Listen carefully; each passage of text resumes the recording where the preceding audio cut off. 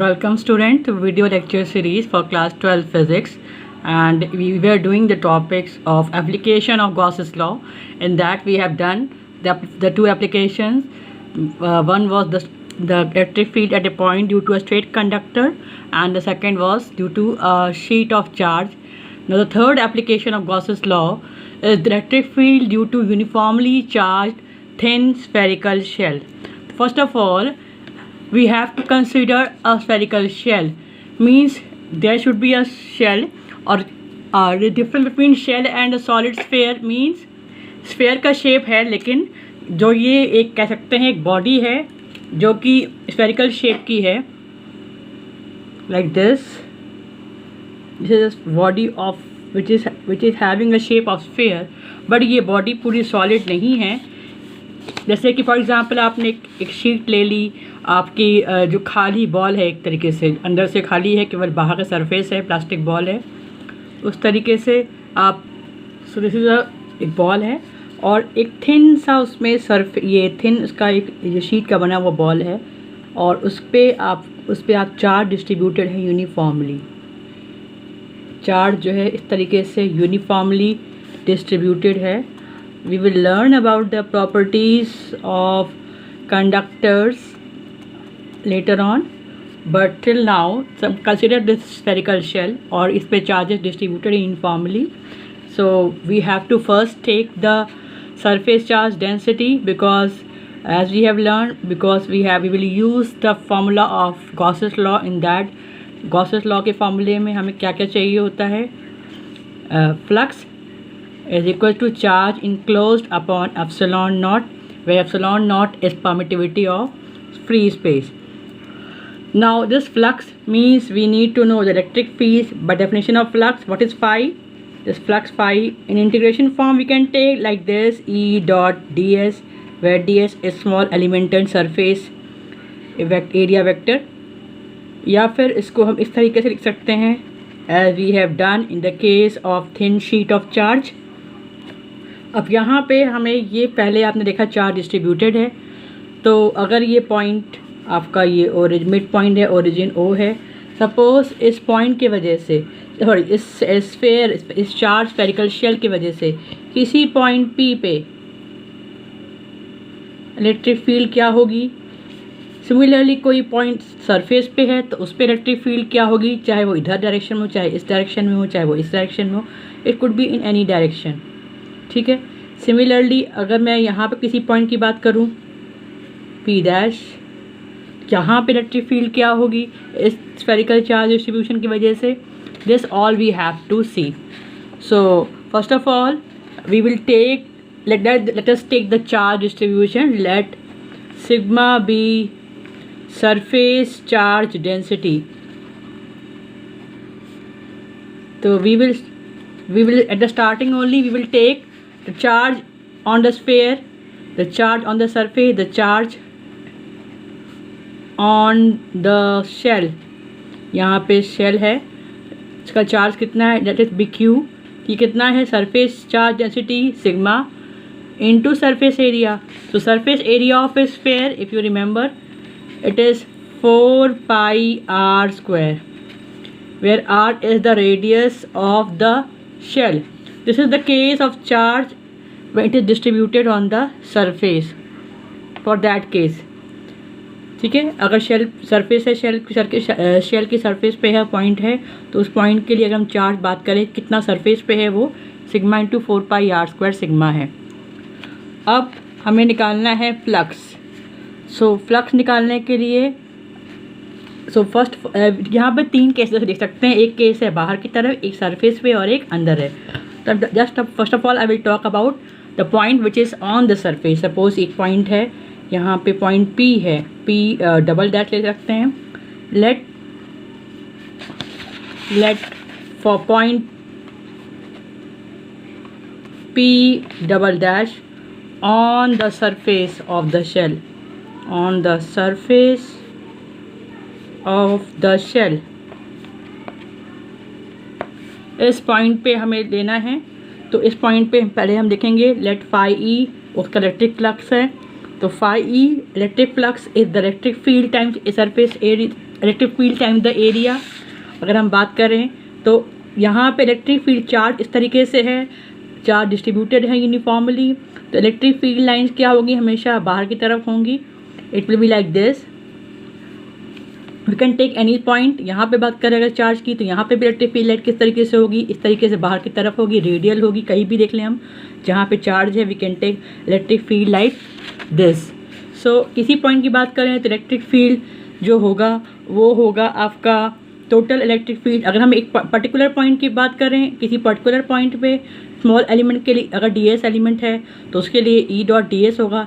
लेकिन हम पूरे सरफेस की बात करें तो टोटल फ्लक्स कितना हो जाएगा इस पूरे सरफेस के से जो इलेक्ट्रिक फील्ड लाइंस की वजह से वो हो जाएगा इलेक्ट्रिक फील्ड लाइन का magnitude into area of this surface, it is 4πr²। यहाँ पे सरफेस एरिया जो आपके इलेक्ट्रिक फील्ड लाइंस भी इस तरीके से बाहर की तरफ है, रेडियली है, परपेंडिकुलर हमेशा होता है। आपका स्फेयर कहो चाहे आप सर्कल कहो, आपका जो रेडियस वेक्टर होता है वो परपेंडिकुलर होता है टैंजेंशियल सरफेस के। तो जो सरफेस पे जो चार्ज है इस पे जो इलेक्ट्रिक फील्ड इस तरीके से है, परपेंडिकुलर है सरफेस के, और आपका टैंजेंशियल है आपका जो सरफेस एरिया है, तो उसके परपेंडिकुलर लाइन भी क्या होगी, वो भी ऐसे ही होगी, यानी आपका जो एरिया वेक्टर है वो भी इस तरीके से होगा। सो आप तो दोनों सेम एंगल बना रहे हैं, यानी phi is equals to E dot A, जो आपका फॉर्मूला है E डॉट ए, ये आपका हो जाएगा simply EA cos of 0। So ये आपका हो गया electric flux. So this must be equal to the charge enclosed Q upon epsilon not from the Gauss's law, और we can write simply E is equals to Q upon 4πr² epsilon naught. This is very similar kind of expression you must have seen earlier also if you remember. What is that expression? So it is Q upon 4π epsilon naught r². In terms of vector quantity, if I take it to be like this, r cap, where r cap is unit normal vector radially outward. You can see electric field line जो है radially outward है, तो unit normal vector भी उसी के अलावा होना है हमें, क्योंकि हमारी फील्ड का डायरेक्शन क्या है, रेडियली आउटवर्ड है, नॉर्मल है, बाहर की तरफ है। चाहे हम इधर की बात करें चाहे हम यहाँ बात करें, किसी भी पॉइंट बात करें, हर पॉइंट पे सरफेस चार्ज डिस्ट्रीब्यूशन की वजह से सरफेस पे जो इलेक्ट्रिक फील्ड होगी वो सिंपली इलेक्ट्रिक फील्ड वही होगी जो कि किसी चार्ज जो कि पॉइंट चार्ज की वजह से होती है किसी पॉइंट डिस्टेंस r पे। It will be same if you remember electric field to a point charge is also same at any distance capital R, ये सेम इलेक्ट्रिक फील्ड आती है। Let us now do the case when the point lies on inside the shell. Now the case second is when point is inside the shell. हमने पहले case में Gaussian surface draw नहीं किया था, but we have to consider Gaussian surface. वो क्या होना चाहिए था फर्स्ट केस में, बिकॉज चार्ज इनक्लोज जो है उसके बहुत ही नियर बाय एक गॉसियन सरफेस हमें पहले केस में जब हमने पॉइंट को सरफेस पे लिया था तो कंसीडर कर सकते हैं कि जो गॉसियन सरफेस है वो सरफेस पे एकदम क्लोज है। अब सेकंड केस की बात करते हैं। मान लीजिए एक पॉइंट यहाँ पे है पॉइंट P, और इसके अराउंड जो कि सेंटर से OR डिस्टेंस पे है, और हमें इस पॉइंट पे इलेक्ट्रिक फील्ड निकालनी है। So we can take a Gaussian surface, this is the Gaussian surface that you can take this as Gaussian surface because we always have to take a Gaussian surface to use Gauss's law. So अब इस point की बात करें तो इस point के लिए first of all what is the charge enclosed,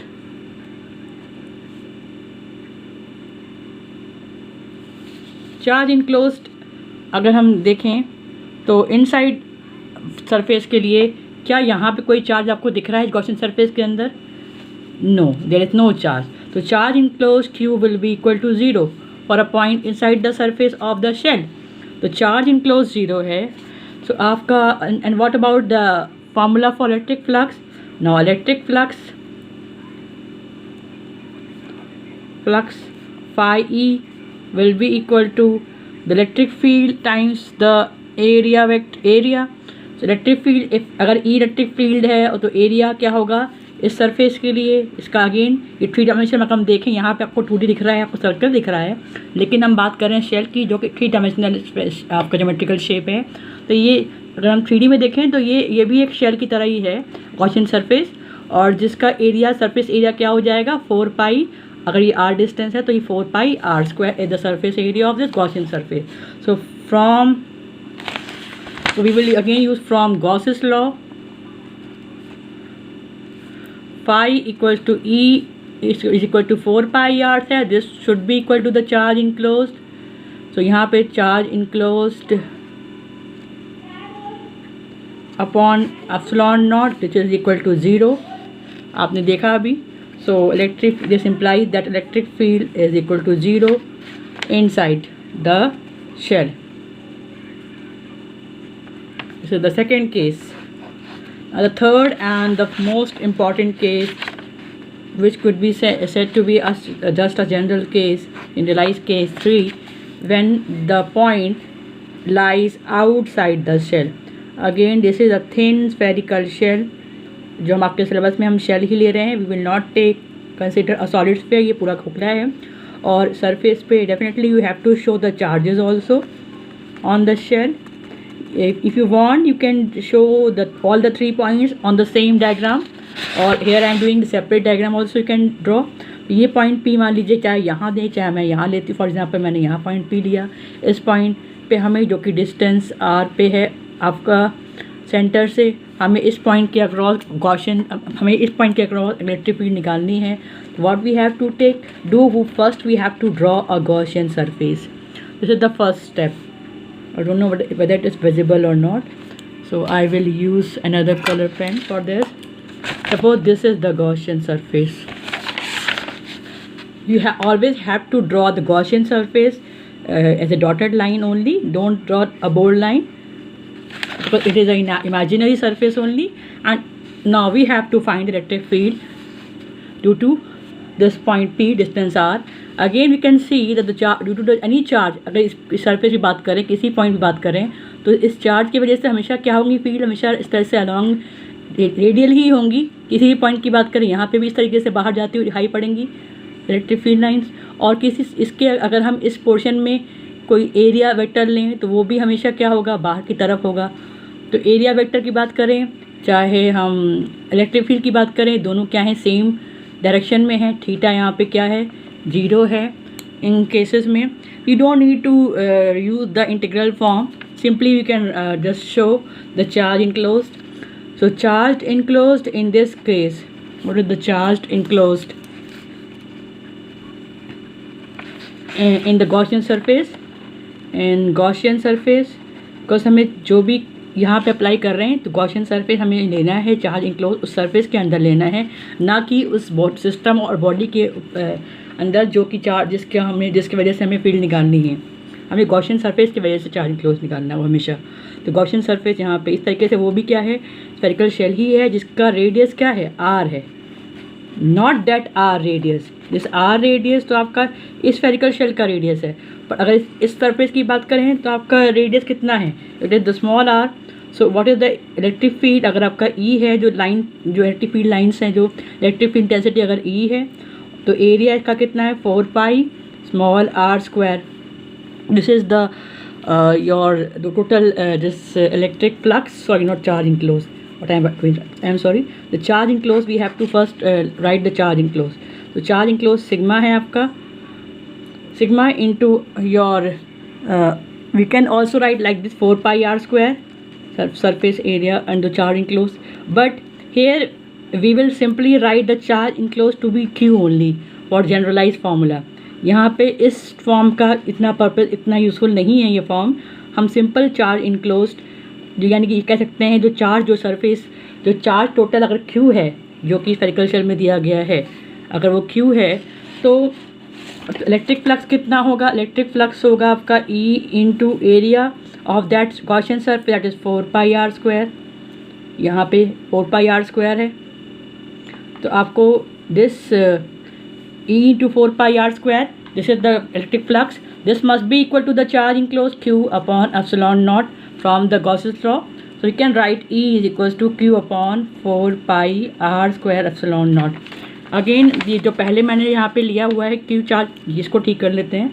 ये R कैपिटल R स्क्वायर है, क्योंकि चार्ज तो केवल इतने हिस्से में ही है, इस शेल पे ही है. तो चार्ज तो अगर देखा जाए खाली चार्ज निकालना है with the help of surface charge density, तो उसमें हमें surface charge density into 4 pi R square multiply करना पड़ेगा.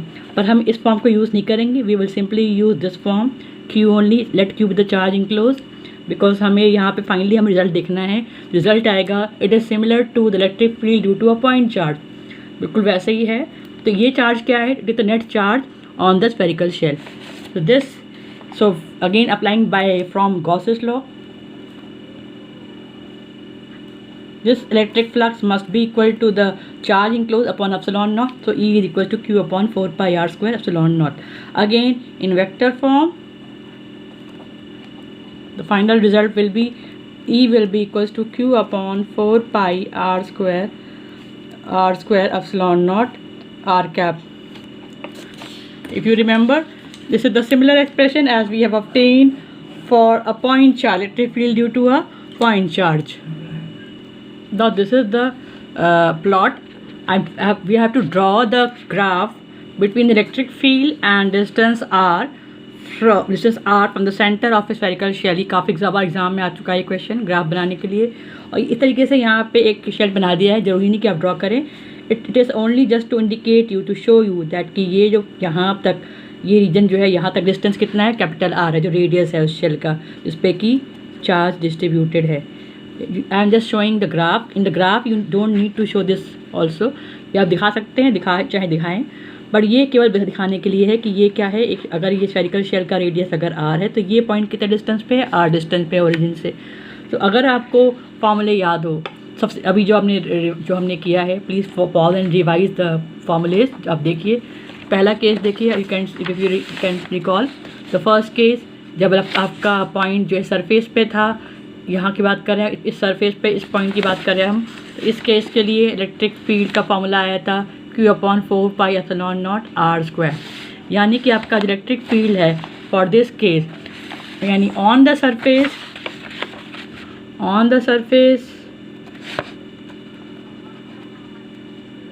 electric field E is inversely tilde on the surface. यानी आप सेंटर से बात करें, from centre to on the surface की बात करें. दिस इज जस्ट आपको डिस्कस करने के लिए बता रही हूँ. तो सेंटर से अगर हम सरफेस तक की ले जाएं, तो हमारे इलेक्ट्रिक फील्ड की मैग्नीट्यूड क्या होगा, वो कांस्टेंट होगा, क्योंकि यहाँ पे रेडियस जो है, ये वैल्यू जो है, this is the radius of the sphere. तो ये रेडियस की वैल्यू तो आपकी यहाँ पे R है. अब सरफेस पे क्या होगा, अगर सेंटर की बात करें, सेंटर पे आपका क्या था, E is equal to Q upon 4 pi epsilon naught centre, I am sorry, जो आपका सरफेस पे कितना आया था, Q upon 4 pi epsilon naught R square.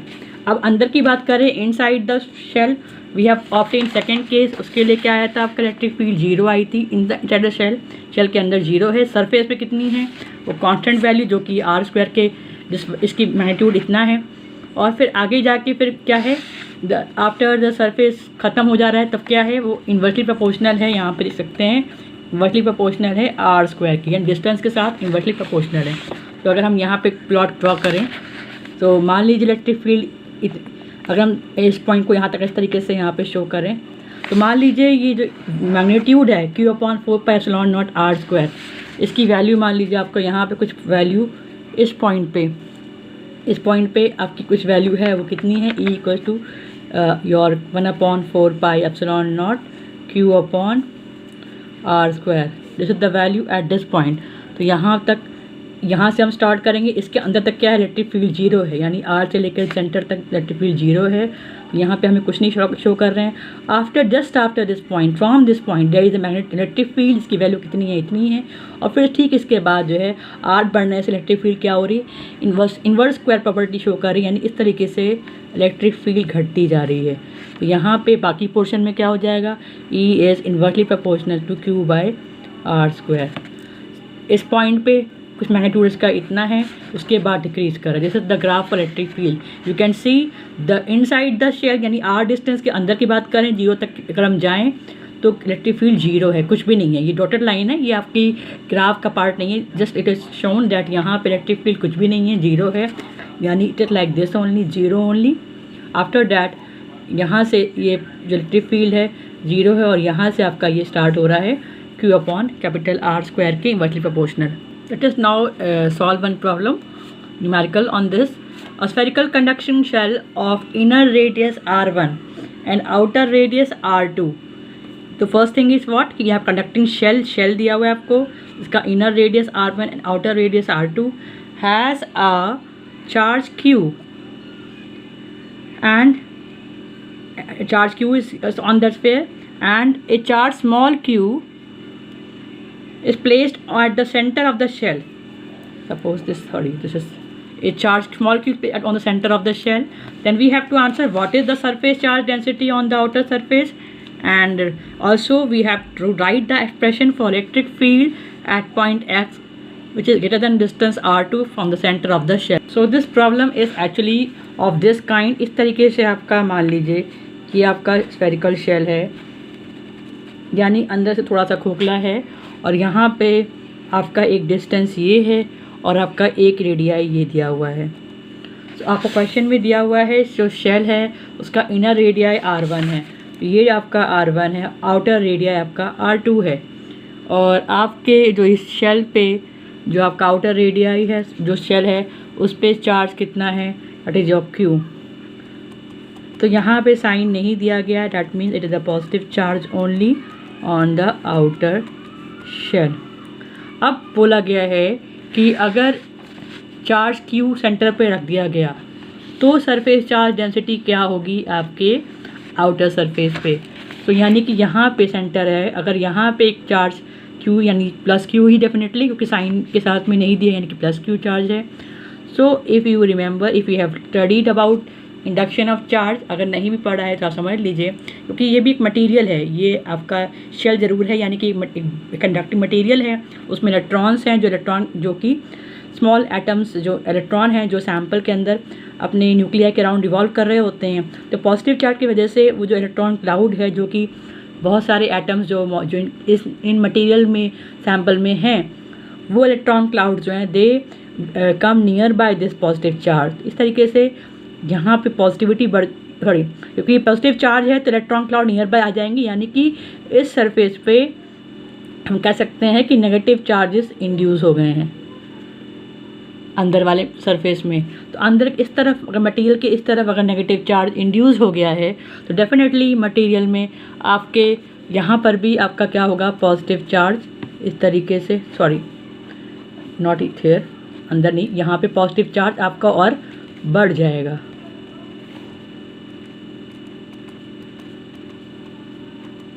तो पूरा आपका शेल मटेरियल है, तो पॉजिटिव चार्ज बाहर की तरफ बढ़ गया, यानी यहाँ प्लस Q चार्ज आया तो यहाँ पे उतना ही माइनस Q चार्ज इंड्यूस हुआ अंदर के सरफेस में, यानी बाहर की तरफ उतना ही एक्स्ट्रा चार्ज पॉजिटिव का और इंड्यूस हो गया। यानी अब चार्ज कितना हो गया, इतना हो गया, कितना हो गया, small q plus capital Q।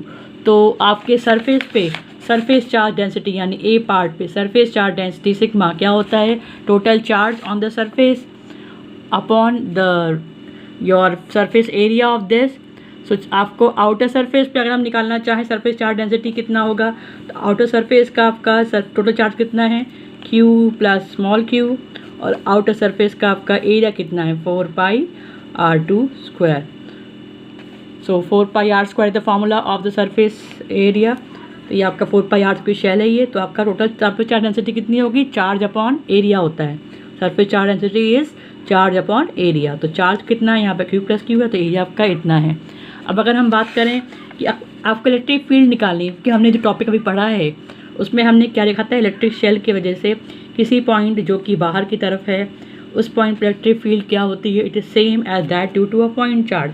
कोई जिस पॉइंट है x जो कि एट लार्ज जो कि R2 से बड़ा है, वो डिस्टेंस यानी कि उस पॉइंट की जो दूरी है सेंटर से उस शेल से उस पॉइंट की दूरी जो है मान लीजिए वो x है, और ये जो x है क्योंकि R2 से बड़ा है तो ये कोई बाहर की तरफ ही होगा, this point must be outside the shell only. So ये जो पॉइंट है यानी कि x अगर हम चाहें तो we consider a Gaussian surface on this point. So तो गॉसियन सरफेस अगर हमने ये लिख लिया हमने यहाँ पे, जिस पॉइंट के अक्रॉस हमें निकालना है इलेक्ट्रिक फील्ड, तो हमें बी पार्ट जो क्वेश्चन का है इलेक्ट्रिक फील्ड कैलकुलेशन लिखना है खाली यहाँ पे। इलेक्ट्रिक फील्ड फिर भी if you want to try we can try that electric field times the area of that portion of Gaussian surface. यहाँ पे इतना एरिया है 4πx², क्योंकि यहाँ पे x रेडियस है। This must be equal to the charge enclosed. तो आपके जो बाहर का सरफेस है उसमें चार्ज कितना इंक्लोज है, Q प्लस कैपिटल Q। तो Q plus capital Q is the charge enclose upon epsilon not. So आपका इलेक्ट्रिक फील्ड हो जाएगी इस केस में Q plus capital Q upon 4π epsilon not x²। So this is the expression for electric field at distance x which is greater than the radius r2. This is the question. It was asked in the CBSE 2010 board exam 2010 board exam।